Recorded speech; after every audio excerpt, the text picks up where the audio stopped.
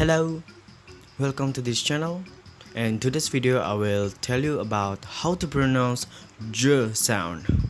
Let's get it. J sound is in the post-alveolar. These post-alveolar consonants are occur. The tongue block or constrict the airflow at the point just beyond the alveolar ridge. These words are voiced because when the vocal cords are stretched tight so that they vibrate during the pronunciation of the sound. Okay, let's move on to the example. First, jacket, jacket. Second, juice, juice. Third,